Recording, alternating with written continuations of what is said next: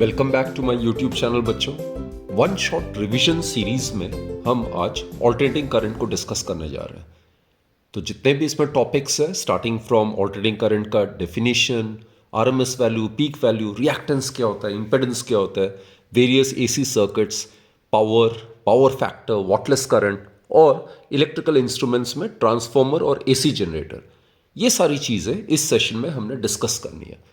So let's begin with alternating currents. बच्चों, alternating current क्या होता है? साइनोसोडल नेचर का होता है। ये आपने ध्यान रखना है, it is of sinusoidal nature. इसका मतलब है ये वो करंट है जिसकी मैग्नीट्यूड लगातार समय के साथ साथ चेंज होती रहती है और एक definite fixed interval of time के बाद ये अपनी डायरेक्शन पीरियोडिकली रिवर्स करता है, राइट? उसको हम कहते हैं ऑल्टरनेटिंग करंट। ऑल्टरनेटिंग करंट का साइनोसोडल नेचर होने की वजह से ऑल्टरनेटिंग करंट को या तो हम साइन ग्राफ से इंडिकेट कर सकते हैं या कोसाइन ग्राफ से इंडिकेट कर सकते हैं। आपको पता है साइन और कोसाइन ही ऐसे ट्रिग्नोमेट्रिक फंक्शंस हैं जो कि पीरियोडिक नेचर के होते हैं, right? So AC current is of sinusoidal nature. ये इंस्टेंटेनियस ऑल्टरनेटिंग करंट है, तो इसको या तो हम साइन से या कोसाइन ग्राफ से हम इंडिकेट कर सकते हैं, right? So instantaneous alternating current जो है that may be represented as I equals to I not sine omega t. ये बच्चों पीक वैल्यू है। इसको हम करंट एम्पलीट्यूड भी कह सकते हैं। ये नेगेटिव डायरेक्शन में peak value, this is minus I not. अगर हम ये वाला ग्राफ करें तो इसको हम लिखेंगे इक्वेशन को, इंस्टेंटेनियस ऑल्टरनेटिंग करंट को I equals to I not cos omega T. This is the peak value of current plus I naught, and this is the magnitude of the current which is maximum in the reverse direction, right? Omega इसमें जो है, this is the angular frequency, that is 2 pi by capital T. Capital T is the time period, right? And reciprocal of time period is linear frequency, so it is 2 pi nu. तो बच्चों, alternating current आप देख रहे हो इस graph से लगातार इसकी मैग्नीट्यूड समय के साथ साथ चेंज हो रही है, and after definite fixed interval of time it tends to reverse its direction, right? अब ऑल्टरनेटिंग करंट के लिए सोर्स होना चाहिए ऑल्टरनेटिंग ईएमएफ। तो ऑल्टरनेटिंग ईएमएफ भी साइनोसोडल नेचर का होता है। तो ऑल्टरनेटिंग ईएमएफ को अगर आपने शो करना है तो आप इस तरीके से कर सकते हो। ऑल्टरनेटिंग ईएमएफ की वजह से ऑल्टरनेटिंग करंट होगा। तो एक ही ग्राफ में अगर आप शो करना चाहते हो तो ऑल्टरनेटिंग ईएमएफ को थोड़ा बड़े एम्पलीट्यूड में शो करो आप। So this is instantaneous alternating EMF, E equals to E naught sine omega t, right? Similarly अगर आप ऑल्टरनेटिंग ईएमएफ को कोसाइन फंक्शन से अगर इंडिकेट कर सकते हो, ये आपकी मर्जी है, देन ये डॉटेड वाला जो है ये ऑल्टरनेटिंग ईएमएफ को रिप्रेजेंट कर रहा है। This is the expression for, or rather the graph for E equals to E naught cos omega t. तो ये इंस्टेंटेनियस ऑल्टरनेटिंग ईएमएफ है। तो इंस्टेंटेनियस ऑल्टरनेटिंग ईएमएफ भी साइनोसोडल नेचर का होता है, right? And this is the peak value of the EMF. Peak value को हम एम्पलीट्यूड भी कहते हैं। सो दिस इज ईएमएफ एम्पलीट्यूड। अब बच्चों, ऑल्टरनेटिंग करंट का मैग्नीट्यूड लगातार समय के साथ साथ चेंज होने की वजह से इसको हम डिफाइन करते हैं as the average value and the RMS value. तो आपके सीबीएसई करिकुलम में RMS value of alternating current या वोल्टेज है। आरएमएस मतलब root mean square. It is also known as the virtual value of current. अब बच्चे समझो आरएमएस वैल्यू होता क्या है। सपोज कोई मैं एक सिंपल सा एक सर्किट ले रहा हूँ। सपोज ये रजिस्टर है, कोई भी गिवन रजिस्टर है, और इसमें से मैं एसी करंट को फ्लो कर रहा हूँ। This the symbol for AC source, right? तो गिवन टाइम मान लेते हैं, कैपिटल टी टाइम के लिए मैं एसी करंट को यहाँ से भेज रहा हूँ। तो ऑब्वियसली जैसे ही करंट यहाँ से पास कराएंगे तो obviously some amount of heat will be produced. तो it is defined as the steady current. जो आरएमएस वैल्यू ऑफ करंट है वो स्टेडी करंट होता है which when pass through a resistor for a given time produces the same amount of heat as alternating current does when pass through the same resistor and for the same time. तो बच्चा, सबसे पहले अगर हमें relationship निकालना है I R M S, जिसको कि मैंने कहा इसको आप आई वर्चुअल भी कह सकते हो, और पीक वैल्यू, इसमें जब रिलेशनशिप हमें निकालना है तो सबसे पहले हम small amount of heat produce करेंगे। जूल्स हीटिंग इफेक्ट में आपको पता ही है कि अगर हम करंट आई को स्मॉल टाइम डी टी के लिए अगर रजिस्टर आर से अगर भेजते हैं तो small amount of heat produced would be I square R D T. This is the instantaneous alternating current. तो इसके जगह आप ये वैल्यू सब्स्टिट्यूट कर सकते हो, I equals to I not cos omega T और I equals to I not sine omega T. So it will be मैं साइन फंक्शन को यूज करके चल रहा हूं, sine square omega T into R D T, right. So it में further भी written as I not square R, total जो amount of heat होगा इंटीग्रेशन हो जाएगा sine square omega T D T. और हम कितने टाइम के लिए ले रहे हैं, जीरो से कैपिटल टी, किसी भी गिवन टाइम के लिए। बच्चों इसको अगर आप सॉल्व करोगे, what we get is we will obtain I not square R capital T by 2। तो इस इंटीग्रेशन को अगर आप सॉल्व करोगे you will get this particular thing. So this is the amount of heat produced when alternating current is made to pass through this resistor for time capital T. Clear हो गया। अब बच्चों RMS value of current क्या होता है, ये वो steady current होता है जिसको कि अगर हम इस रजिस्टर से पास करेंगे इतने टाइम के लिए तो इतना ही अमाउंट ऑफ हीट प्रोड्यूस करेगा। तो अगर ये स्टेडी करंट को यहां से पास कराते हैं तो जूल्स हीटिंग इफेक्ट का फॉर्मूला क्या होता है, आई स्क्वायर आर इंटू टाइम। यहाँ पे टाइम हमने 0 to t लिया है तो यही आएगा। और ये जो स्टेडी वैल्यू ऑफ करंट है इसी को हम वर्चुअल या आरएमएस वैल्यू ऑफ करंट कहते हैं। तो बच्चों इन दोनों को इक्वेट कर दो आप, इन दोनों को आप इक्वेट कर दो तो we get I V square R T is equal to I not square R T by 2, right? So it implies that IV is equal to I naught by root 2. So this is the relationship between virtual or RMS value of alternating current and its peak value. 1 by root 2 का value होता है बच्चों 0.707. So virtual या RMS value of alternating current जो है that is 0.707 of its peak value. Percentage में आप चाहो तो ऐसे भी लिख सकते हो, IRMS is equal to 70.7% of its peak value, right? Similarly बच्चों जो EMF है वो भी साइनोसोडल नेचर का, उसकी मैग्नीट्यूड भी लगातार समय के साथ साथ चेंज हो रही है और पीरियडिकली इन्वर्ट हो रहा है। तो जो EMF है इसको भी हम एवरेज और RMS वैल्यू में डिफाइन करते हैं। तो ERMS या जो वर्चुअल ERMS या E वर्चुअल वैल्यू जो हो जाएगा उसका भी पीक वैल्यू ऑफ ईएमएफ के साथ यही रिलेशनशिप रहेगा, ऑब्वियस है। So the RMS value of the current of the EMF is equal to 70.7% of the respective peak values. तो अगर ग्राफिकली अगर इंडिकेट करना है तो ये अगर आई नॉट है तो यहां पे कहीं पे आएगा ये 0.707, this is 0.707 of I not. तो ये वाला वैल्यू यहां से लेके यहां तक ये वाला जो वैल्यू है this is the virtual value और the RMS value of the current, right. तो ये इंपॉर्टेंट टॉपिक है, एक बार और मैं इसका डेफिनेशन बता देता हूँ। आरएमएस या virtual value of alternating current वो स्टेडी करंट होता है जिसको कि जब हम किसी गिवन रजिस्टर से फॉर अ गिवन टाइम हम पास कराते हैं तो उतनी ही अमाउंट ऑफ हीट प्रोड्यूस करता है जितना कि ऑल्टरनेटिंग करंट करेगा जब हम उसको उसी रजिस्टर से और उतने ही समय के लिए पास करते हैं। तभी मैंने ये अमाउंट ऑफ हीट प्रोड्यूस्ड है जब एसी करंट को पास करेंगे रजिस्टर आर से फॉर टाइम टी, और ये अमाउंट ऑफ हीट प्रोड्यूस्ड है जब स्टडी करंट को पास कराएंगे उसी रजिस्टर से उतने ही समय के लिए। तो इसी स्टडी वैल्यू ऑफ करंट को ही हम वर्चुअल या आरएमएस वैल्यू ऑफ करंट कहते हैं, राइट।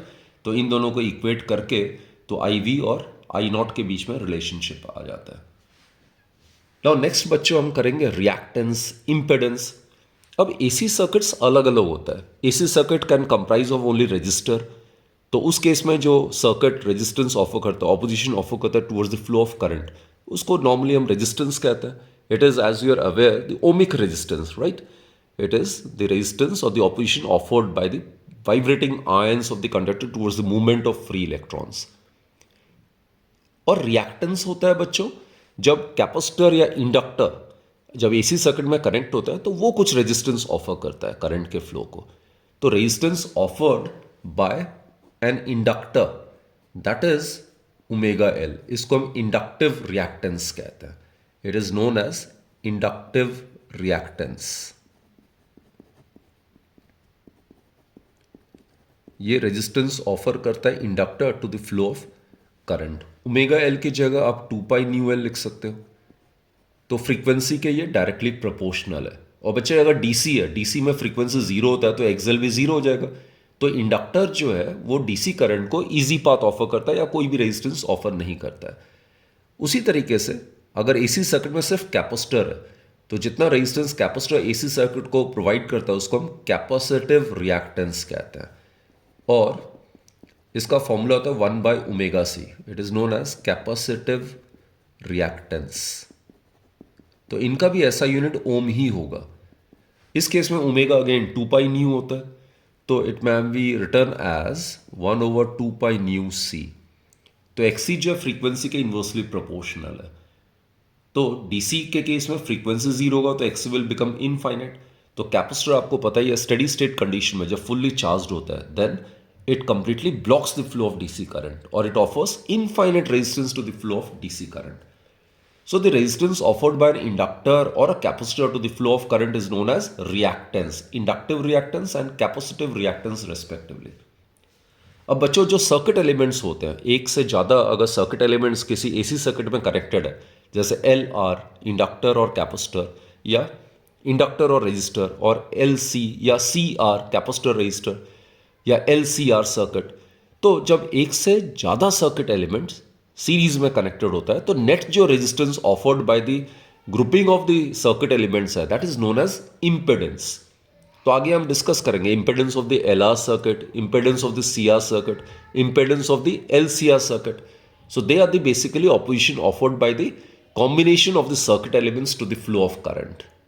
तो बच्चों ये चीज़ मैं कह रहा था, किसी भी एसी सर्किट में अगर इंडक्टर रजिस्टर है, कैपेसिटर रजिस्टर है, या इंडक्टर कैपेसिटर रजिस्टर है, तो उस केस में नेट जो रेजिस्टेंस ऑफर करता है ये ग्रुपिंग ऑफ सर्किट एलिमेंट्स, उनको हम इम्पेडेंस कहते हैं, राइट.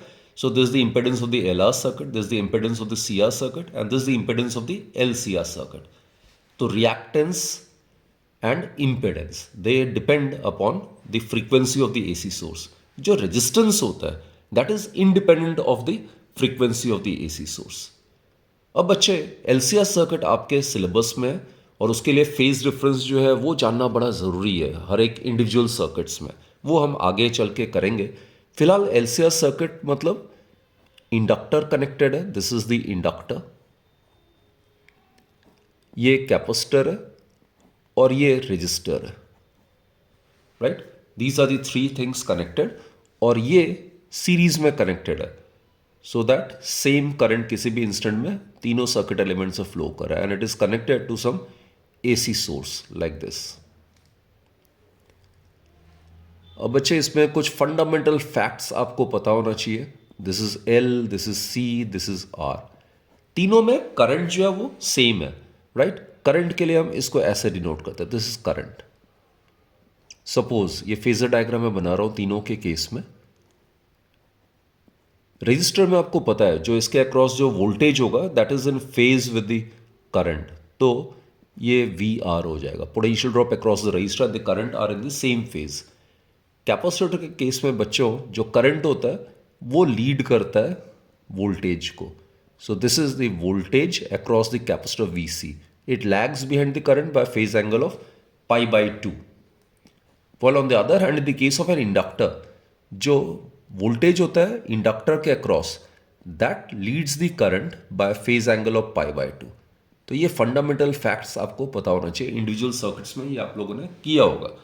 और जैसे मैं बार बार कहता हूँ, अगर बच्चों इन टॉपिक्स का डिटेल्ड स्टडी चाहिए, कहाँ से ये आया, कैसा है, पूरा डिराइवेशन के साथ, तो मैंने वो प्रीवियस वीडियोज़ में ये इस वाले चैप्टर में डाउनलोड किया हुआ है. तो डिस्क्रिप्शन सेक्शन में मैं उसका लिंक आपको प्रोवाइड कर दूंगा. So if you want to study these topics in detail with full derivations, then you need to fall back to my earlier videos, right? यहाँ पे बेसिकली हम रिकैपिटुलेट कर रहे हैं, बहुत ही शॉर्ट टाइम में पूरा का पूरा चैप्टर हमने रिवाइज करना है. And it will be helpful only for those students who have already done these topics. Just for a quick revision this session will be very very helpful for such students. So this is the phase relationship between voltage and the current for various circuit elements, right. तो यहाँ पे बच्चों इन तीनों को एक साथ अगर हम फेजर डायग्राम बनाएं तो it will be like this. ये हो जाएगा वी आर और ये करंट. वी आर और करंट के बीच में सेम कोई फेज डिफरेंस नहीं है because voltage and current in the case of resistor are in the same phase. ये वी एल हो जाएगा जो कि करंट को लीड कर रहा है. मैं इन तीनों को कंबाइन कर रहा हूँ, राइट. This is 90 degree. और VC जो होगा it lags behind the current by phase angle of 90 degree. तो बेसिकली आप कह सकते हो जो वी एल वी सी है, that is the voltage across the inductor and the voltage across the capacitor, they are out of phase, that is the differ in phase by 180 degree. तो V L V C के बीच में 180 degree का phase difference है। और बच्चों ध्यान देना, ये जो अप्लाइड ईएमएफ है, अप्लाइड इंस्टेंटेनियस ईएमएफ है, ये किसके इक्वल होगा? This is the vector resultant of V L V C and V R. Again I repeat, E जो है it is the vector resultant of V L V C and V R. V L किसके equal होगा? It will be equal to I into XL. XL होता है omega L के equal. V C किसके equal होगा? Potential drop, current into resistance होता है, current multiplied by resistance offered by the capacitor known as capacitive reactance, X is 1 by omega C. And V R किसके equal होगा? I into resistance offered by the resistor, that is R. तो इन तीनों का जो vector resultant है that will give you the applied instantaneous EMF, right. ने ये फेजर डायग्राम डिस्कस किया था कि वी एल वी सी जो है वो आउट ऑफ फेज है, यानी कि वी एल वी सी के बीच एंगल 180 डिग्री है। अब रेजोनेंस इन एलसीआर सर्किट क्या होता है? This is a very very important topic actually from board examination point of view. ये वो कंडीशन होता है when V L is equal to V C. अब वी एल जो है वो हमें पता है आई एक्स एल के इक्वल होता है, V C is equal to I X C. तो I get cancelled, X L is omega L and X is 1 by omega सी। तो एक ऐसा फ्रीक्वेंसी होता है जिसमें वी एल वी सी के इक्वल हो जाता है, राइट। तो उस केस में अगर ओमेगा ओमेगा नॉट होता है, इसको हम रेजोनेंट एंगुलर फ्रीक्वेंसी कह सकते हैं। So omega nought square it would be equal to 1 by L C, या रेजोनेंट एंगुलर फ्रीक्वेंसी जो होता है it is given by 1 by square root of L C, right. And omega nought may also be written as 2 pi nu nought. So जो resonant linear frequency है बच्चों, इसको आप लिख सकते हो nu not is equal to 1 by 2 pi square root of L C. देख सकते हो अगर वी एल वी सी के अगर इक्वल हो जाता है तो इसका जो रिजल्टेंट है, इसका जो रिजल्टेंट वेक्टर डायग्राम है, it would be somewhat like this. ये दोनों V L V C out of phase होने की वजह से सिर्फ वी आर हो जाएगा। तो यही अप्लाइड जो ईएमएफ है इंस्टेंटेनियस ईएमएफ उसके इक्वल होगा। तो इस केस में ईएमएफ और करंट जो है वो सेम फेज में आ रहा है। तो बच्चे एलसीआर सर्किट अगर रेजोनेंस कंडीशन में है तो उसमें जो अप्लाइड ईएमएफ है और करंट है they are in the same phase. तो फाई जो होगा it will be equal to 0 degree. Phi is the phase difference, right. So phi अगर 0 हो जाता है तो इसका मतलब है LCR circuit in the resonance condition will simply purely behave as a resistive circuit। अगर AC सर्किट में सिर्फ रजिस्टर होता है तो भी वोल्टेज और करंट सेम फेज में होता है, तो वही कंडीशन यहाँ पे भी बन रहा है। और एक चीज बच्चों, ZLCR का फॉर्मूला में पता है, ZLCR यानी कि जितना इंपेडेंस ऑफर करता है inductor capacitor resistor collectively to the flow of current. And the formula for ZLCR is given by omega L minus 1 by omega C का whole square plus R square. तो अगर हम ZLCR और frequency of this AC source के बीच में अगर graph plot करते हैं, ये आप लीनियर फ्रीक्वेंसी लो या एंगुलर फ्रीक्वेंसी लो एक ही बात है। तो उस केस में ये पाया गया जैसे जैसे फ्रीक्वेंसी को मैं बढ़ाऊंगा तो ओमेगा एल बढ़ेगा, 1 बाय ओमेगा सी कम होगा, right. So as a result ZLCR decrease करेगा। तो शुरू में ZLCR फ्रीक्वेंसी और AC सोर्स का बढ़ाने से ये कम होता है, कम होता जाएगा, कम होता जाएगा। एक पर्टिकुलर एंगुलर फ्रीक्वेंसी ऐसा आएगा करस्पॉन्डिंग टू ओमेगा नॉट, जिसको हम रेजोनेंट एंगुलर फ्रीक्वेंसी कहते हैं, जिसको कि 1 बाय रूट LC से डिनोट करते हैं। वहां पे बच्चों corresponding to omega not ZLCR का वैल्यू जो होगा वो मिनिमम हो जाएगा, right. It will attain minimum value. जब एक्सएल 1 बाय ओमेगा सी के इक्वल हो जाएगा तो दिस ये जो स्क्वायर वाला टर्म है ये 0 हो जाएगा। तो ZLCR का जो मिनिमम वैल्यू है it will be equal to ohmic resistance, right. So it will simply at the resonance condition start behaving as a purely resistive circuit। ये R के इक्वल होगा। और उसके आगे भी अगर फ्रीक्वेंसी बढ़ाते हैं, अगर ओमेगा नॉट से अगर आगे बढ़ाते हैं, इंक्रीज करते हैं, तो उस केस में क्या होगा, ये वाला जो टर्म है it will start increasing. So ZLCR will now start increasing। तो graph would be somewhat like this. तो ZLCR और फ्रीक्वेंसी के बीच में इस तरीके का ग्राफिकल वेरिएशन होगा। Corresponding to omega equals to omega not known as resonant angular frequency LCR जो इंपेडेंस ऑफर करता है दैट इज मिनिमम। तो बच्चे LCR रेजोनेंस कंडीशन में the LCR circuit will behave as a purely resistive circuit. Impedance offered by the LCR circuit is minimum. EMF and the current are in the same phase, that is phi would be equal to 0 and the current is maximum. Obviously current जो होगा वो होता है EMF divided by net resistance, right? Net resistance जो होता है impedance of the LCR circuit. बच्चों ये अगर मिनिमम होगा तो ऑब्वियसली करंट जो होगा वो मैक्सिमम होगा, तो करंट जो होगा maximum value that would be equal to E by R, right? और एक टर्म आता है पावर फैक्टर जो कि हमें पढ़ना है, तो पावर फैक्टर कॉस फाई होता है, तो फाई अगर जीरो है तो पावर फैक्टर जो होगा कॉस फाई जो होता है वो रेजोनेंस कंडीशन में यूनिटी के इक्वल होगा, that is equal to 1, right? So these are the conditions which are applicable for the resonance in the LCR circuit. अब बच्चे ये तो था graph showing the variation of Z LCR and omega, right? And corresponding graph for current and omega. जहां पे impedance minimum है वहां पे करंट जो होगा वो मैक्सिमम होगा, और जहां इंपेडेंस ज़्यादा होगा वहां पे करंट मिनिमम होगा. तो इसका ग्राफ जो है करंट और फ्रीक्वेंसी का, ये इसका इन्वर्ट ग्राफ हो जाएगा. It will be like this, corresponding to omega equals to omega naught या corresponding to nu equals to nu naught, the current through the LCR circuit would be maximum. तो simply इसका invert graph हो जाएगा ये, right? So this was regarding the resonance in the LCR circuit. अब बच्चों power in N AC circuit का concept आता है. तो पावर जो है दैट इज गिवन बाय, किसी भी AC सर्किट में जो पावर है that is given bye basically product of the apparent power and the power factor. Power factor जैसे मैंने कहा है किसी भी AC सर्किट में जो पावर फैक्टर होता है वो कॉस फाई होता है. फाई जो है वो कांस्टेंट फेज डिफरेंस होता है between the EMF and the current. बच्चा किसी भी सोर्स में जो सोर्स ऑफ EMF है उसका जो इंस्टेंटेनियस EMF है वो हम एज्यूम करेंगे E equals E not sine omega T, और करंट जो है instantaneous current, so it may be through the same circuit element in an AC circuit may be considered to be I equals to I naught sin omega t plus phi. तो phi का value different AC circuits में different होता है. अगर register लेते हैं AC circuit में सिर्फ तो phi का वैल्यू जीरो होता है.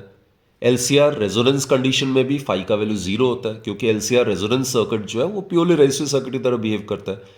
अगर बच्चों AC सर्किट में सिर्फ अगर इंडक्टर कनेक्टेड है तो phi का value minus pi by two हो जाता है. उसमें करंट जो है वो लैग करता है EMF से by phase angle of pi by two.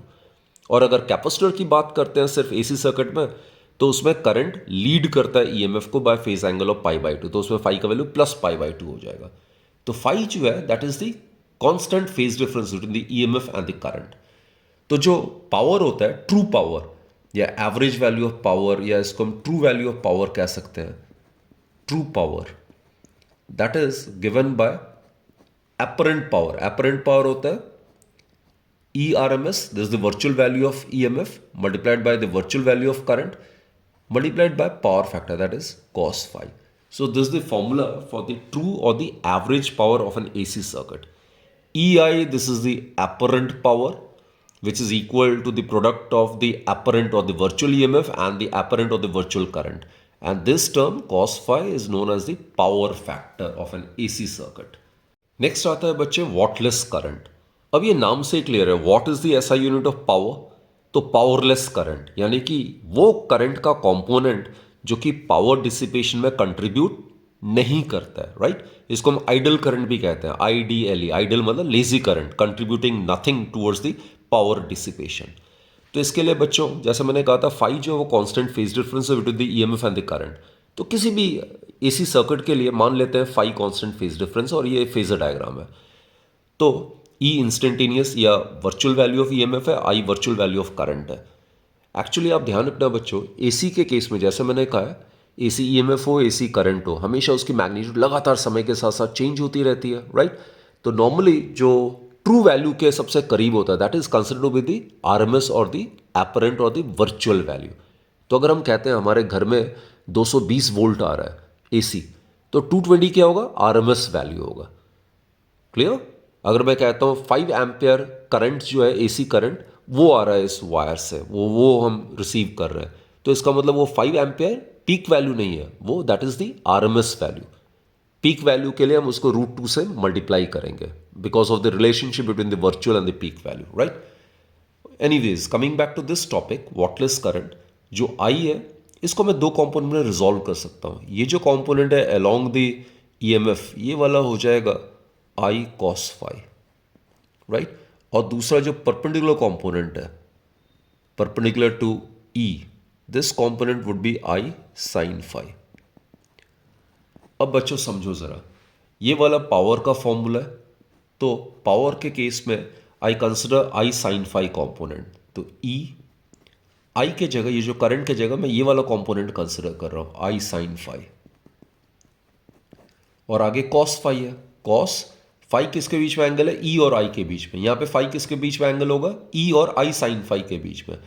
ई और आई साइन फाई के बीच में एंगल 90 डिग्री है, तो कॉस 90 जीरो होता है, तो entire term will become zero. तो कहने का मतलब है ये वाला जो कंपोनेंट है बच्चों, ये जो कंपोनेंट ऑफ करंट है आई साइन फाई, ये पावर डिसिपेशन को कुछ भी कंट्रीब्यूट नहीं करता है।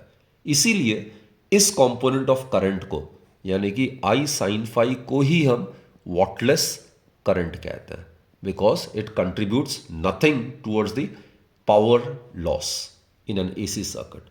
सो I sine phi is known as the wattless current. सारा का सारा पावर डिसिपेशन जो हो रहा है वो किस कंपोनेंट की वजह से हो रहा है, आई कॉस फाई की वजह से हो रहा है, क्योंकि आई कॉस फाई और ई के बीच में एंगल 0 डिग्री है। तो यहाँ सब्स्टिट्यूट करेंगे आई कॉस फाई, तो यहाँ पे फाई 0 होगा, तो ई आई कॉस फाई हो जाएगा। So 100% power in an AC circuit is dissipated due to the component I cos phi, and no power is dissipated due to the current component I sin phi, and accordingly I sin phi is known as wattless current. Discuss various AC circuits. We'll try to find out the resistance, current, phasor diagram, phase difference and power of various AC circuits. In all the AC circuits, bachcho, let us consider the instantaneous alternating EMF. We represent it by E equals to E naught sine omega t. E naught is the peak value of the EMF, right? And the instantaneous current be represented as I equals to I naught sine omega t plus phi. Phi is the constant phase difference between the current and the EMF. I naught is the peak value, and omega, it's clear, it is 2 pi by capital T. T is the time period. Now students, for AC circuit consisting of resistor only, the resistance or the opposition offered is R. R is the resistance offered. It is the hindrance, opposition or the obstruction offered by the vibrating ions towards the movement of free electrons inside the conductor, right? और बच्चों ये जो resistance है ये frequency पे निर्भर नहीं करता है. This is suppose the frequency and this is R. If you plot a graph between R and frequency, it is independent of the frequency. So it will be a straight line parallel to the horizontal axis. अब बच्चे instantaneous current इस case में कितना होता है? It will be given by I equals to I naught sin phase difference जो है यहाँ पे 0 होता है रेजिस्टर के केस में. EMF and current are in the same phase. तो यहाँ पे phi 0 होगा तो I equals to I naught sin omega t आ जाएगा. और जो इंस्टेंटेनियस करंट है आप उसको ऐसे भी लिख सकते हो, instantaneous EMF divided by the resistance offered. Resistance offered is R, so it will be like this. Phasor diagram जैसे मैंने कहा है, इसमें फेजर डायग्राम में जो ईएमएफ है, अप्लाइड जो ईएमएफ है और जो करंट है, they are in the same phase. So the angle between the EMF and the current is 0 degree. So phase difference it is 0. अब बच्चे power of an AC circuit, इसका formula होता है apparent power multiplied by power factor, that is E I. ये apparent power हो गया, cos phi हो गया पावर फैक्टर. अब यहाँ पे फाई का वैल्यू 0 है तो कॉस 0 1 हो जाएगा. आई के जगह ई बाय आर सब्स्टिट्यूट करेंगे तो पावर हो जाएगा E square divided by R. So this the expression for the power in an AC circuit consisting of resistor only. अब इंडक्टर की बात करते हैं. एसी सर्किट में सिर्फ इंडक्टर है, तो इंडक्टर आपको मालूम है जो रेजिस्टेंस ऑफर्ड करता है उसको हम इंडक्टिव रिएक्टेंस कहते हैं, and it is given by omega L. So it may be written as 2 pi nu L. तो बच्चे इसमें जो इंडक्टिव रिएक्टेंस है वो डायरेक्टली प्रोपोर्शनल टू फ्रीक्वेंसी है.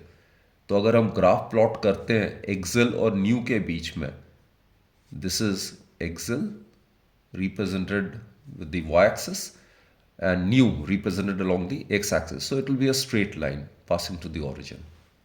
तो जैसे जैसे फ्रीक्वेंसी एसी सोर्स का बढ़ेगा इंडक्टिव रिएक्टेंस में बढ़ता जाएगा. एंड फॉर डीसी बच्चों, डीसी के लिए फ्रीक्वेंसी 0 होता है तो एक्सेल भी 0 हो जाएगा. तो inductor offers easy path or in other words inductor doesn't offer any sort of resistance to the flow of DC current, right? अब इस केस में करंट का जो एक्सप्रेशन है इंडक्टर केस में it will be equal to I equals to I not sine omega T minus pi by two. तो basically यहां पे जो है इंडक्टर के केस में जो करंट है वो लैग करता है ईएमएफ से by phase angle of pi by two. तो फाई जो होगा it is equal to minus pi by two, right? तो इस केस में जो डायग्राम होगा that will be like this, current is lagging behind. तो you can show it like this, अगर ये ईएमएफ है तो ये करंट होगा।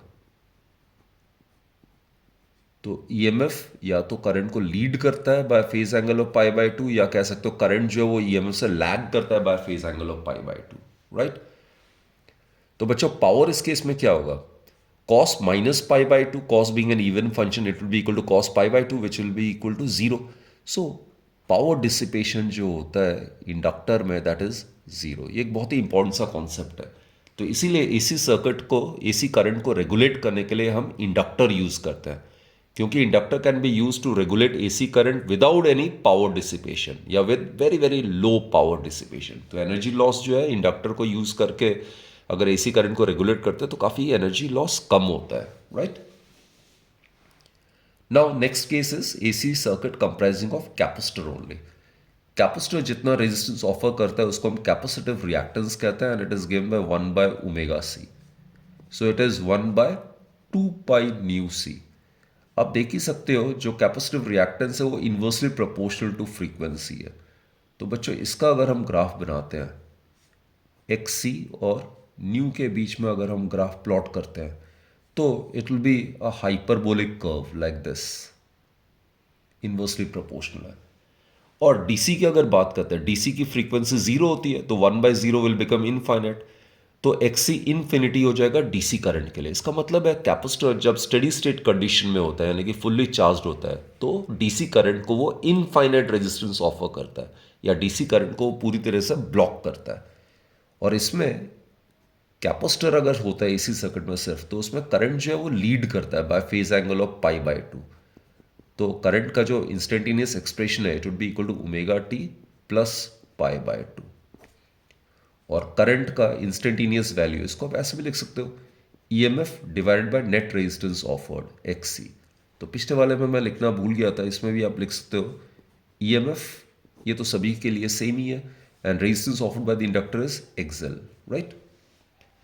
तो इसमें अगर फेजर डायग्राम की अगर बात करें तो ये हो जाएगा आपका ईएमएफ और करंट इसमें लीड कर रहा है ईएमएफ को bye phase angle of pi by to. So it can B return like this, this the relevant diagram, right?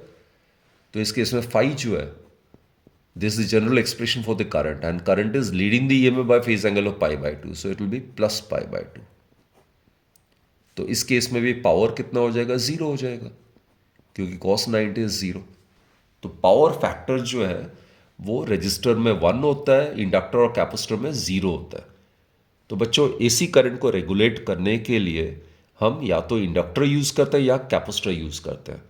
तो इंडक्टर कैपेसिटर एसी सर्किट में यूज करने से आराम से हम एसी करंट को रेगुलेट कर सकते हैं without much power dissipation. Ideal scenario में power dissipation would be 0, right? Resistor को हम यूज कर सकते हैं डीसी करंट को रेगुलेट करने के लिए, राइट? जो एलआर सीरीज सर्किट का केस लेते हैं, this is an inductor and resistor connected in series across an AC source. इस केस में जो रेजिस्टेंस ऑफर करता है LR that is known as the impedance of the LR circuit and impedance of the LR circuit is represented by Z LR and it is given by square root of omega square L square that is XL square plus R square. This is the expression for the impedance which is the net resistance offered by the inductor and resistor to the flow of current. तो इसको हम impedance of the LR circuit कहते हैं, right? तो obviously ये भी frequency पे निर्भर करता है और अगर frequency 0 होगा तो ZLR का वैल्यू क्या होगा, R के इक्वल हो जाएगा। तो जो करंट होगा that will be given by instantaneous EMF divided by net resistance offered by this circuit and resistance offered by circuit is ZLR, right? इसमें बच्चों फेजर डायग्राम बनाते हैं। अब दोनों में क्या चीज कॉमन है, करंट किसी भी इंस्टेंट में सेम रहेगा दोनों सर्किट एलिमेंट्स है since they are connected in series. तो करंट को एज अ बेस लेते हैं हम। Suppose this the current as a base लेते हैं, और इन दोनों के क्रॉस जो पोटेंशियल डिफरेंस है, इंडक्टर के क्रॉस जो पोटेंशियल डिफरेंस है वो हम VL मान लेते हैं, रजिस्टर के क्रॉस जो पोटेंशियल डिफरेंस है वो VR मान लेते हैं, और इन दोनों का वेक्टर रिजल्टेंट जो है दैट इज E। राइट, हमें पता है रजिस्टर के केस में voltage and current they are in the same phase, तो VR और I they must be represent by coinciding lines. तो ये रिप्रेजेंट कर रहा है कि voltage across the resistor and the current they are in the same phase. और अगर इंडक्टर की इंडिविजुअली बात करें तो इंडक्टर में हमने देखा था जो पोटेंशियल डिफरेंस है वो लीड करता है करंट को बाय फेज एंगल ऑफ π/2। तो करंट हमने यहाँ पे ये वाला लिया, तो VL को रिप्रेजेंट करने के लिए it should be represent along this direction,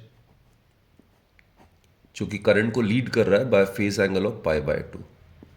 और बच्चों जैसे मैंने कहा E जो है VL और VR का वेक्टर रिजल्टेंट है, VL और VR का। तो VL VR may be considered to be the two adjacent sides of a parallelogram. इनका जो वेक्टर रिजल्टेंट है that will be given by the diagonal of this parallelogram passing through the same point. तो ये E है, this is the resultant EMF।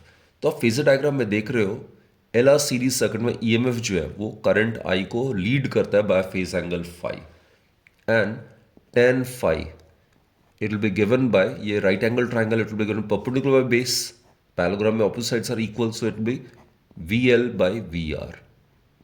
VL होगा IXL, VR होगा IR। so phi जो हो जाएगा बच्चों it will be equal to tan inverse omega L divided by R।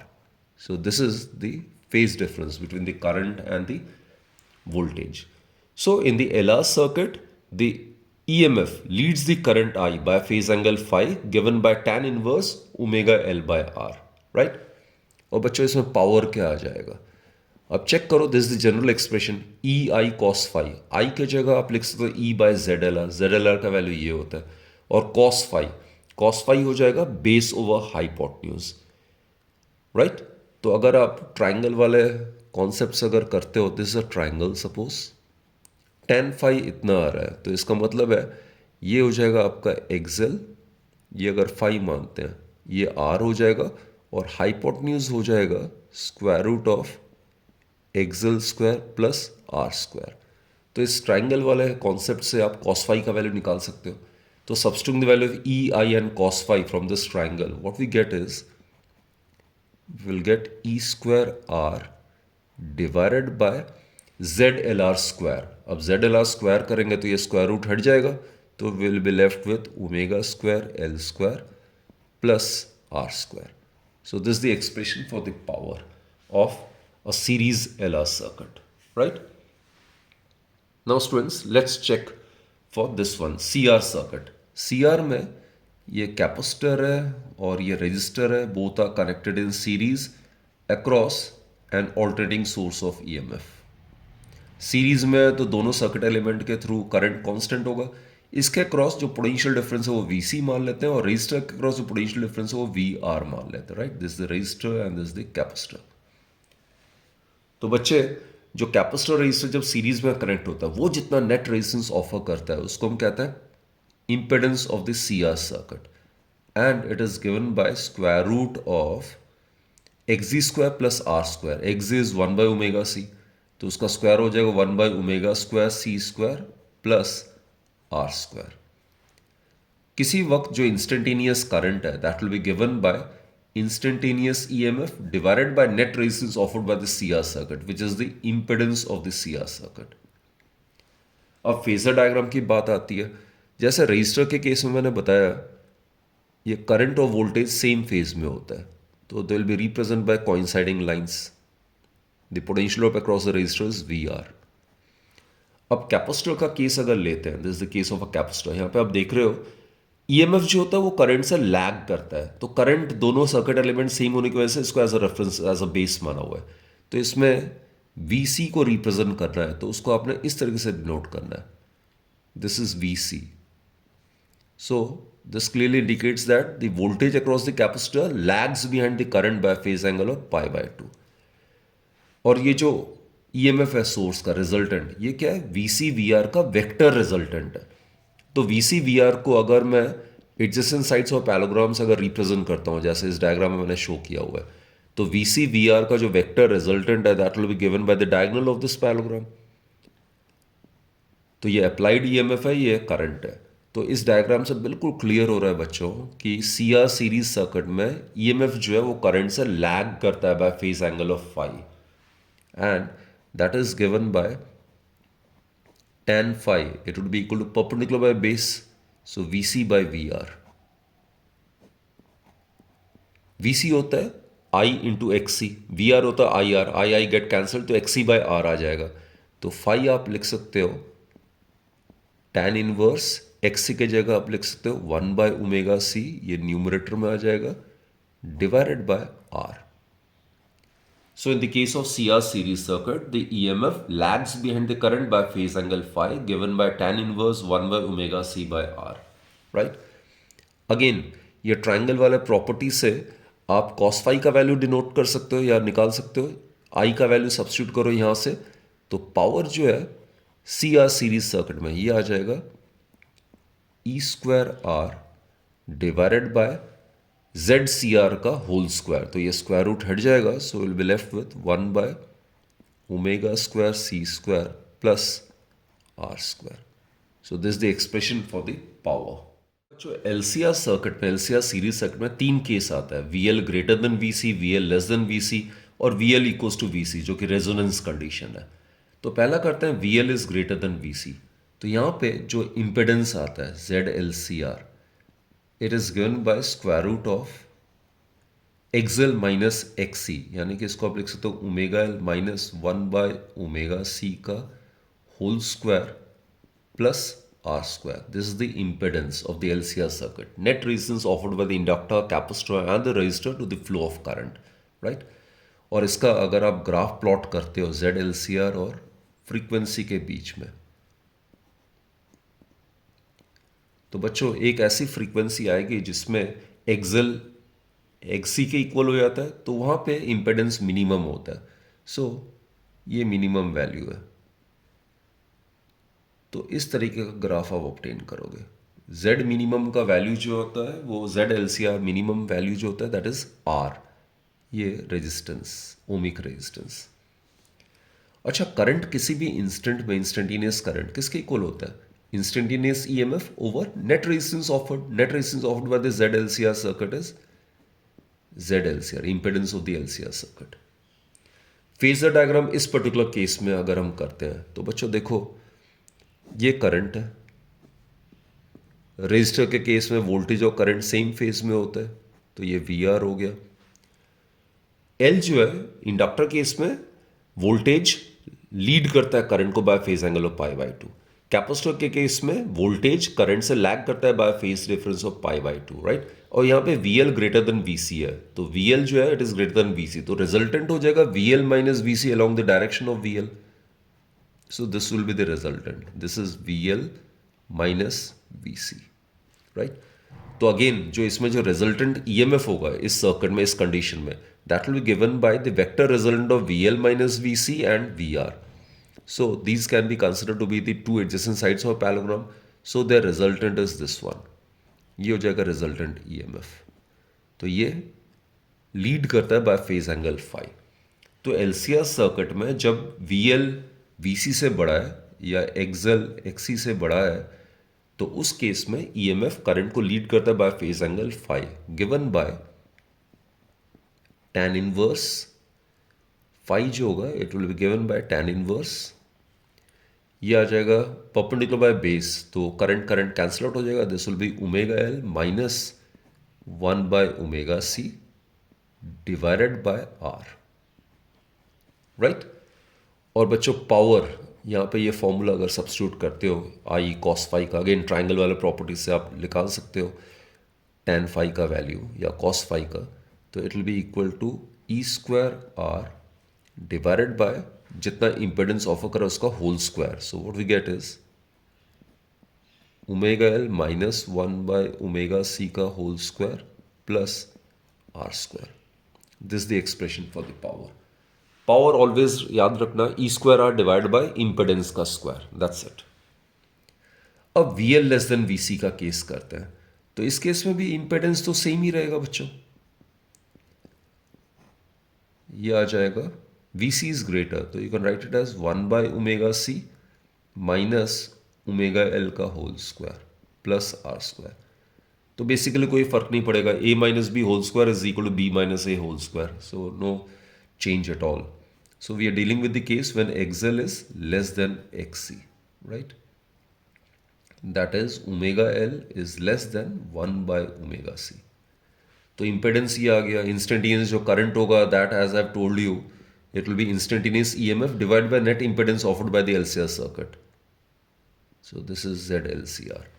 इसमें फेजर डायग्राम देखते हैं। इसमें VC जो है वो बड़ा है VL से, और VC मैंने बताया था करंट से लैग करता है by phase angle of π/2, isn't it? तो इस केस में जो रिजल्टेंट फेजर डायग्राम है it will be somewhat like this. VR और I तो सेम फेज में होगा, VC VL से बड़ा होगा, और दोनों VL और VC आउट ऑफ फेज है, यानी कि 180 डिग्री एंगल है। तो VC बड़ा होने की वजह से रिजल्टेंट VC VL का होगा VC minus VL along the direction of VC। तो this is the only difference, VC minus VL। पिछले और इस केस में यही डिफरेंस है। अगेन जो अप्लाइड EMF है that will B resultant of VC minus VL and VR, तो ये रिजल्टेंट EMF हो जाएगा। तो LCR सर्किट के इस कंडीशन में जो EMF है वो करंट से लैग करता है by phase angle φ, given by φ is equal to tan inverse, ये आ जाएगा बच्चे VC minus VL divided by VR, तो करंट कैंसिल आउट हो जाएगा, तो 1/ωc minus omega L divided by R, right? And power in this case, just इसमें omega L minus 1/ωc है, इसमें 1/ωc minus omega L whole square, right? So power will remain same, जैसे मैंने पहले ही कहा है, A minus B whole square लिखो या B minus A whole square लिखो, it's the same thing. So it will be 1/ωc minus omega L whole square plus R square. Right? Last वाला condition बच्चों, this is very very very very important. इसमें VL equals to VC है, यानी कि XL is equal to XC, और in other words omega L is equal to 1/ωc। और आपको पता ही है इसको हम रेजोनेंस कंडीशन कहते हैं, it is known as the resonance condition. It is the condition at which the impedance offered by the LCR circuit is minimum. So the corresponding current flowing through the LCR circuit at resonance would be maximum.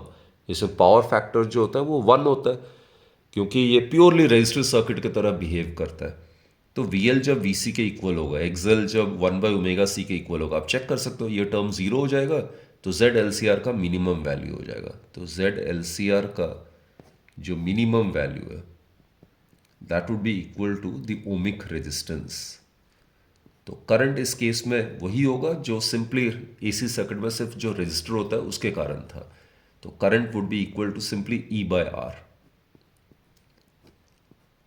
तो impedance minimum है तो current would be maximum. तो basically LCR circuit resonance condition में it will behave as a pure resistive circuit.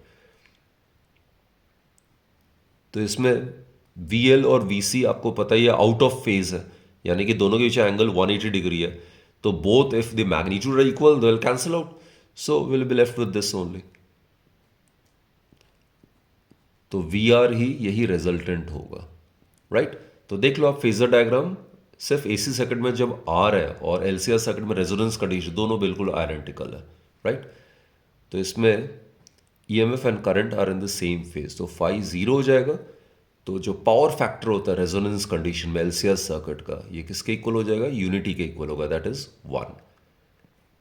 तो cos φ अगर 1 के equal हो जाएगा तो P इक्वल्स EI हो जाएगा। तो सिंपली पावर भी वही होगा जितना प्योर रेजिस्टिव सर्किट का होता है। सो this is the resonance condition. Electrical devices में दिए दो आपके सिलेबस में, one is the AC generator and the other one is the transformer. तो पहले लेट्स डिस्कस AC जनरेटर।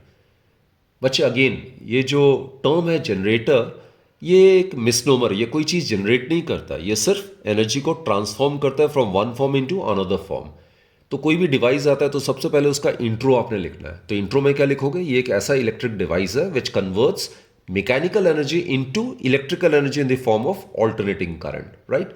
और जैसा मैंने कहा, the term generator is a misnomer as it does not generate anything, instead it simply converts one form of energy into another form, right. Important components of a generator की बात कर लेते हैं। पहला आता है आर्मेचर। आर्मेचर क्या होता है? ये एक रेक्टेंगुलर कॉइल है, right, which is made to rotate about its axis under the influence of magnetic field. ये रही, ये हैंडल के साथ कनेक्ट होता है और इसको हम रोटेट करते हैं, ये इसका एक्सिस है।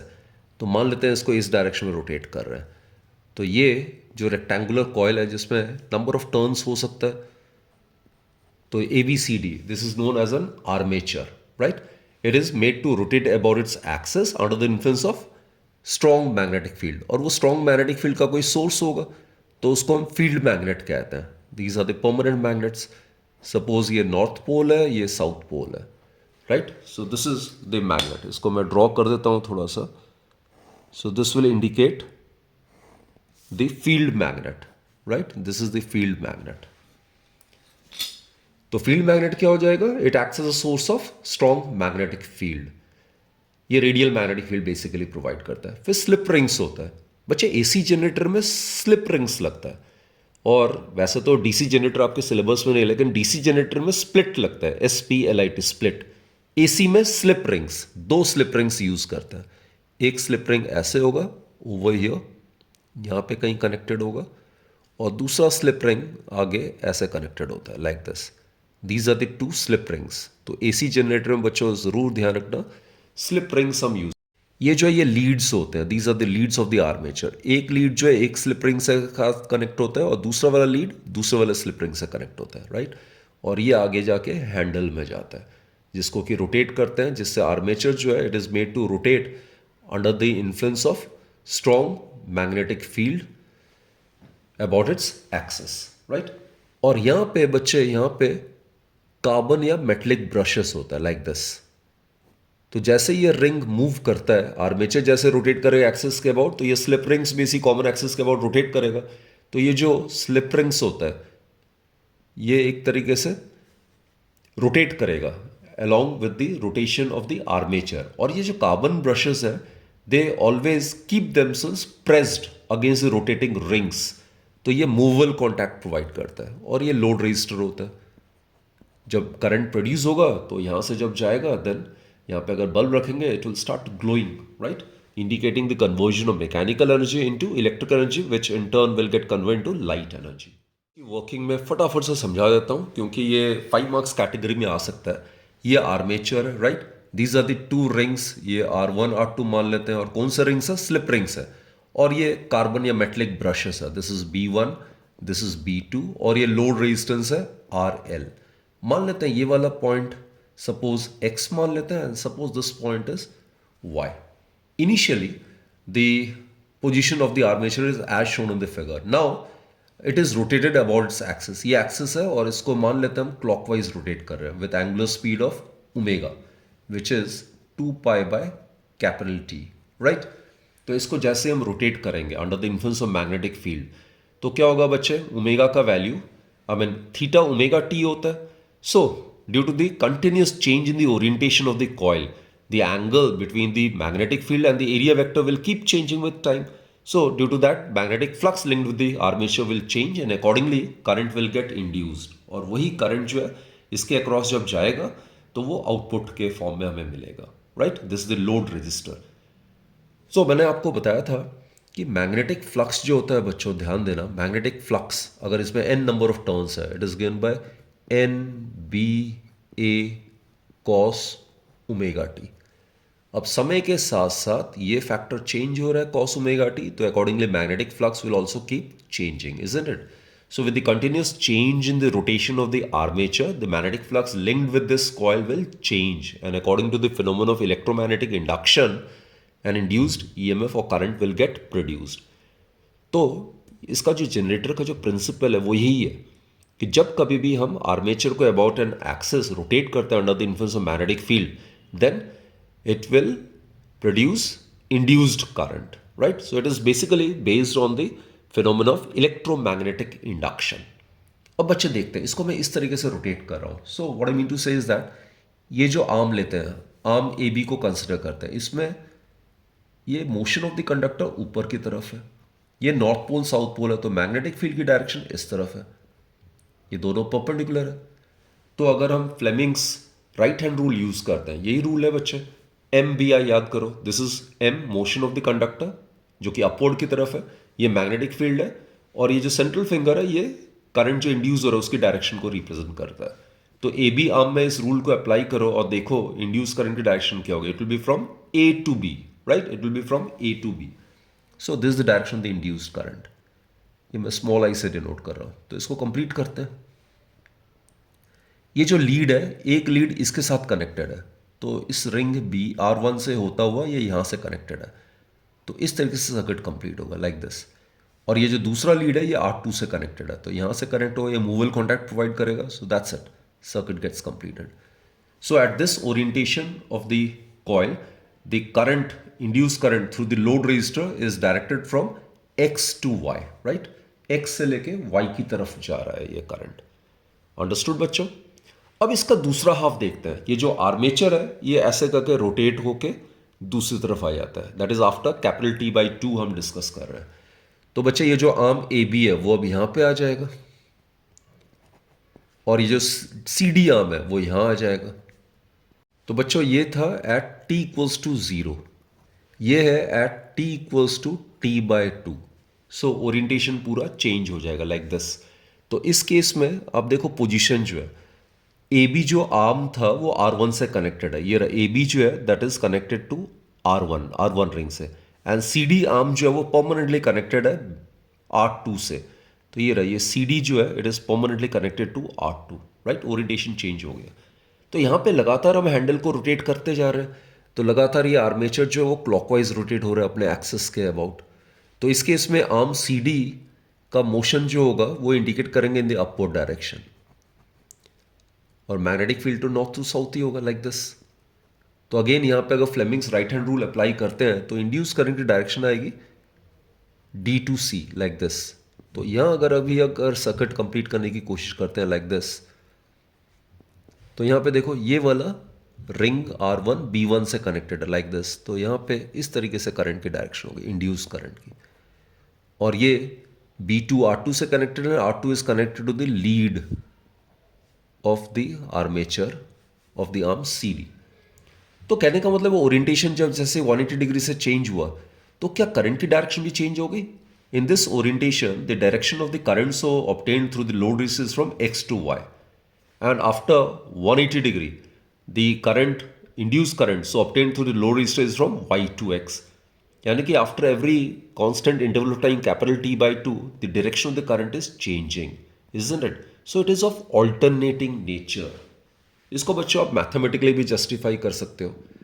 तो मैथमेटिकली जस्टिफाई करने के लिए what you can do is, phi मैंने बताया अगर इस रेक्टेंगुलर कॉइल में अगर n number of identical turns है तो ये आ जाएगा n B A cos omega t, isn't it?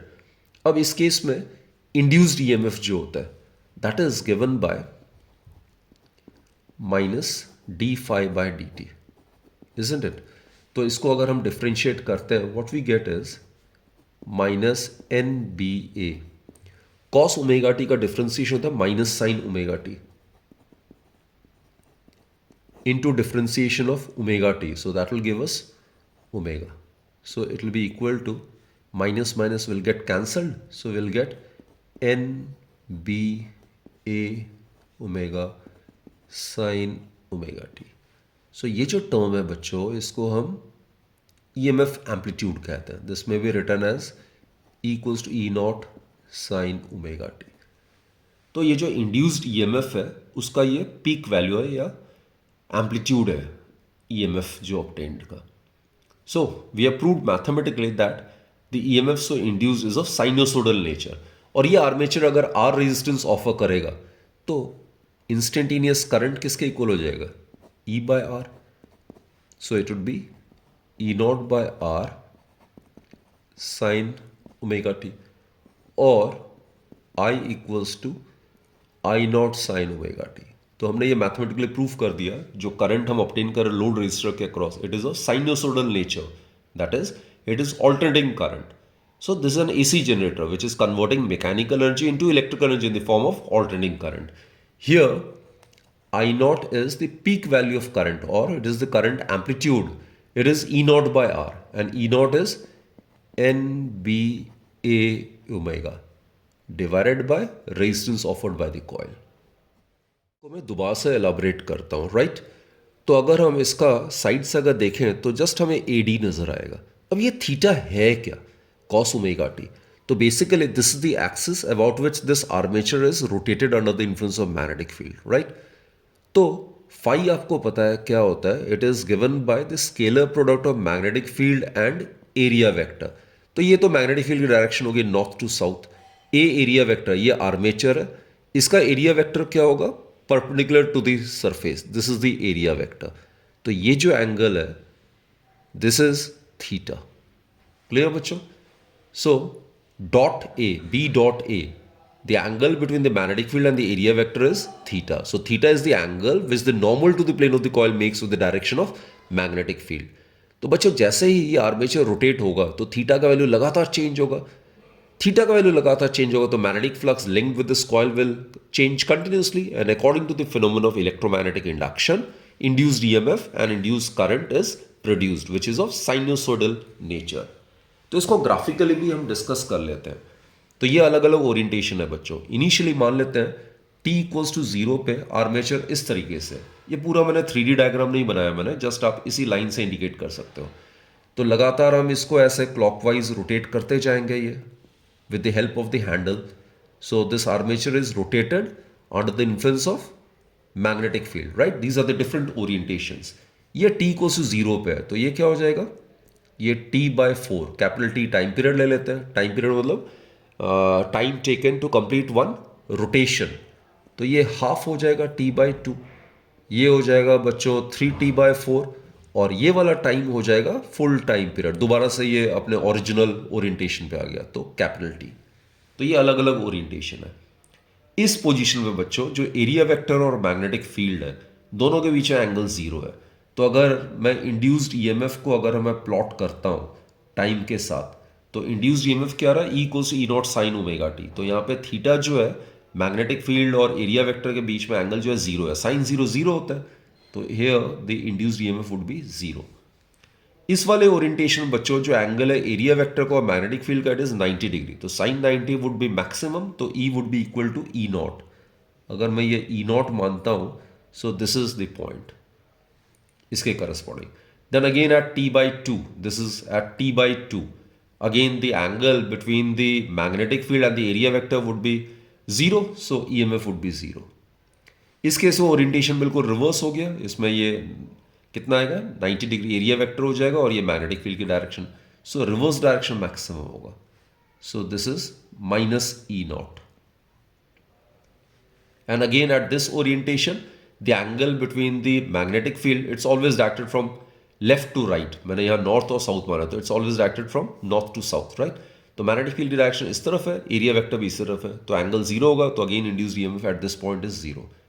तो इसको अगर मैं फ्री हैंड कर्व अगर बनाता हूं तो ये आपका साइन ग्राफ आ जाएगा। तो इसका मतलब है जो ईएमएफ इंड्यूस हुआ है it is of sinusoidal nature, right. So graphically भी हमने प्रूव कर दिया जो ईएमएफ इंड्यूस हो रहा है it is E equals to E naught sine omega t, and correspondingly जो करंट भी होगा that is also of sinusoidal nature. So we have proved it, I mean theoretically किस तरीके से Fleming's right hand rule use करके जो load रेस के क्रॉस जो करंट हम ऑब्टेन कर रहे हैं उसकी डायरेक्शन हर definite interval time capital T by 2 के बाद चेंज हो रहा है और मैग्नीट्यूड भी चेंज हो रहा है, राइट। सो मैथमेटिकली भी हमने ये प्रूव किया कि जो करंट हमें यहाँ पे मिलेगा that is induced alternating current, and graphically also we have justified this thing. So that's the end of this particular topic of AC generator. बच्चों अगला जो इलेक्ट्रिक डिवाइस है दैट इज ट्रांसफॉर्मर। अगेन इन दोनों में से ज़रूर कोई ना कोई एक क्वेश्चन ज़रूर बोर्ड्स में आ सकता है, वो भी लॉन्ग टाइप में, राइट। तो ट्रांसफॉर्मर ये एक इलेक्ट्रिक डिवाइस है which converts low alternating voltage at high current into high alternating voltage at low current और वाइसी वर्सा। तो अप या डाउन जो है वो टर्म हम वोल्टेज के लिए करते हैं। स्टेप अप का मतलब लो वोल्टेज को हाई वोल्टेज में कन्वर्ट करना, स्टेप डाउन मतलब हाई वोल्टेज को लो वोल्टेज में कन्वर्ट करना। और AC ही होना चाहिए, DC में तो वर्क करेगा ही नहीं क्योंकि ये म्यूचुअल इंडक्शन पे बेस्ड है इसकी जो वर्किंग है। और बच्चों इससे पहले एक बात मैंने आपको बतानी है कि पावर जो होता है it is V into I, right. Normal जो पावर होता है वोल्टेज इंटू करंट। तो बेसिकली वोल्टेज को कम करके करंट को ज़्यादा करना होता है, या वोल्टेज को ज़्यादा करके करंट को कम करना होता है ताकि पावर रिमेन्स कांस्टेंट, राइट। तो ट्रांसफॉर्मर जो है ना ही किसी चीज़ को क्रिएट करता है ना ही डिस्ट्रॉय करता है, सिंपली वोल्टेज को कम करके करंट बढ़ा देता है या वोल्टेज को ज़्यादा करके करंट कम कर देता है, राइट। तो स्टेप अप में क्या करता है, low voltage at high current को कन्वर्ट करता है high voltage at low current, और step down transformer high alternating voltage at low current को कन्वर्ट करता है low alternating voltage at high current. And as I have stated, transformer can be useful और it works only in the case of alternating voltages or alternating currents, because its working is based on the principle of mutual induction। और mutual induction में क्या होगा, किसी एक coil से associated जो magnetic flux है अगर वो चेंज होता है तो उसके नेबरिंग कॉइल में अपोजिंग इंड्यूस्ड ईएमएफ या करंट प्रोड्यूस होता है। ये बच्चों डायग्राम है ट्रांसफॉर्मर का, इनमें से आप दोनों में से कोई भी एक डायग्राम बना सकते हो। तो इसका प्रिंसिपल जैसे मैंने कहा है, the working of a transformer is based on the phenomena of mutual induction. तो इसमें म्यूचुअल इंडक्शन के लिए दो कॉइल जरूरी है। एक कॉइल तो वुंड होता है जिसको हम प्राइमरी कॉइल कहते हैं, और source is connected across the primary coil. और कौन सा सोर्स होगा, AC source. So this coil is known as the primary coil. और जिस कॉइल के अक्रॉस हमें ट्रांसफॉर्म्ड आउटपुट मिलेगा उसको हम सेकेंडरी कॉइल कहते हैं, राइट। अगर ये वाले ट्रांसफॉर्मर की बात करें तो ये पी कॉइल हो जाएगा जिसमें कि हम एसी इनपुट को फीड करेंगे, और ये एस कॉइल हो जाएगा सेकेंडरी कॉइल जिसमें हमें ट्रांसफॉर्म्ड आउटपुट मिलेगा। तो बेसिकली कंस्ट्रक्शन पे ध्यान दो जरा। ट्रांसफॉर्मर में क्या होता है, एक लैमिनेटेड कोर होता है जो कि काफी सारे आइडेंटिकल थिन मेटलिक स्ट्रिप्स को ज्वाइन करके after coating them with varnish insulating material होता है, तो उससे ये तैयार की जाती है। अब ये लैमिनेटेड कोर ही क्यों इस्तेमाल करते हैं, लैमिनेटेड कोर इसलिए इस्तेमाल करते हैं ताकि यहाँ पे एडी करंट जो प्रोड्यूस हो रहा है उसको मिनिमाइज कर सके। तो एडी करंट के प्रोडक्शन को या एडी करंट को मिनिमाइज करके हम जो एनर्जी लॉस है on account of the production of heat due to the production of eddy current उसको मिनिमाइज कर सकते हैं। तो इसलिए यहाँ पे हम लैमिनेटेड कोर हम यूज करते हैं जिसमें पतले पतले से मेटलिक स्ट्रिप्स उन सभी को ज्वाइन किया जाता है। Instead of taking a single thick block we make this arrangement by using several identical thin metallic strips and we join together after coating them with varnish, right? So this is the laminated core। और इसमें दो coils wound होता है, एक primary और एक secondary. बच्चों जब ऑल्टरनेटिंग करंट को यहाँ से पास कराएंगे तो आपको पता ही है करंट की मैग्नीट्यूड जो होती है, ऑल्टरनेटिंग करंट लगातार चेंज हो रही है, तो करंट की मैग्नीट्यूड लगातार चेंज होगी तो magnetic field associated with will change, और मैग्नेटिक फील्ड अगर चेंज होगा तो magnetic flux linked with the primary coil will change. और म्यूचुअल इंडक्शन के तहत अगर मैग्नेटिक फ्लक्स अगर प्राइमरी कॉइल में चेंज हो रहा है तो magnetic flux linked with the secondary coil will also change, and accordingly an induced EMF और current is produced in the secondary coil which will appear as the output, transformed output. Clear. तो या तो आप ऐसे कर सकते हो primary secondary coil, या एक ही कॉमन कोर में आप दोनों को वूंड कर सकते हो। यहाँ पे mutual inductance between the two coils would be maximum when one coil is wound over the other coil. क्योंकि बच्चों आपको पता है म्यूचुअल इंडक्टेंस जो होता है वो दो कॉइल के रिलेटिव ओरिएंटेशन पे निर्भर करती है, राइट। तो ये दोनों में से कोई भी आप एक डायग्राम बना सकते हो। अब हम मान लेते हैं नंबर ऑफ टर्न्स जो है प्राइमरी कॉइल में वो NP मान लेते हैं, number of turns in the secondary coil NS मान लेते हैं, राइट। जो मैग्नेटिक फ्लक्स है प्राइमरी कॉइल से एसोसिएट वो 5P मान लेते हैं, और magnetic flux associate with the secondary coil वो 5S मान लेते हैं। सिमिलरली इंड्यूस्ड करंट जो प्राइमरी कॉइल में होगा वो IP, और यहाँ पे IS मान लेते हैं सेकेंडरी कॉइल में। इंड्यूस्ड ईएमएफ जो है वो मैं प्राइमरी कॉइल में EP से डिनोट कर रहा हूँ, और सेकेंडरी कॉइल में जो इंड्यूस्ड ईएमएफ प्रोड्यूस होगा दैट इज ES से मैं डिनोट कर रहा हूँ। तो ये सारे टर्म्स मैंने यूज करना है। क्लियर। अब बात आती है इसकी वर्किंग में। अब जैसे बच्चों मैंने कहा है इसमें करंट ऑल्टरनेटिंग करंट है तो उसके कारण क्या होगा, magnetic flux linked to the primary coil will change. तो according to mutual induction magnetic flux linked to the secondary coil will also change, and accordingly an induced EMF और current will be produced in the secondary coil. ठीक है। तो जो secondary coil से associated flux है वो obviously depend करेगा number of turns in this secondary coil पे। सिमिलरली जो magnetic flux linked to the primary coil है it will be directly proportional to the number of turns in the primary coil. तो बच्चों इनका अगर हम ratio लेते हैं, क्या हम ऐसे लिख सकते हैं, phi S divide by phi P it will be equal to N S by N P. Can you write it like this? और ये जो N S by N P होता है इसको हम ट्रांसफॉर्मेशन रेशियो कहते हैं। It is known as transformation ratio. ये डिटरमिन करता है ट्रांसफॉर्मेशन रेशियो कि स्टेप अप ट्रांसफॉर्मर है या स्टेप डाउन ट्रांसफॉर्मर है। This is the transformation ratio. Step up के लिए एन एस जो होता है वो ग्रेटर देन एन पी होता है और स्टेप डाउन के लिए N S less than N P होता है। तो for step up K is greater than 1, for step down K is less than 1, right. तो एनीवेज आगे बढ़ते हैं बच्चों। तो फाई एस को हम ऐसे भी लिख सकते हैं, N S divided by N P into phi P. अब अगर मैं इसको डिफ्रेंशिएट करता हूं with respect to time then what I get is D phi S divide by D T it would be equal to N S by N P, जिसको मैंने कहा transformation ratio कहते हैं, और यहाँ आ जाएगा D phi P by D T. ये हो जाएगा E M F induce in the secondary coil magnitude में, right. And N S by N P ये हो जाएगा magnitude of E M F induce in the primary coil. अगर magnitude ना भी लो तो माइनस माइनस साइन दोनों तरफ कैंसिल आउट हो जाएगा। So we get E S by E P is equal to N S by N P. अब बच्चों जैसे मैंने कहा in this step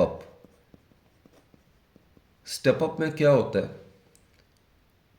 E S जो होता है it is greater then E P, therefore output voltage is greater than the input voltage, therefore ns is greater than np, which implies that ns over np is greater than 1। तो अभी मैंने बताया step up transformer में जो transformation ratio होता है, transformation ratio that is greater than 1।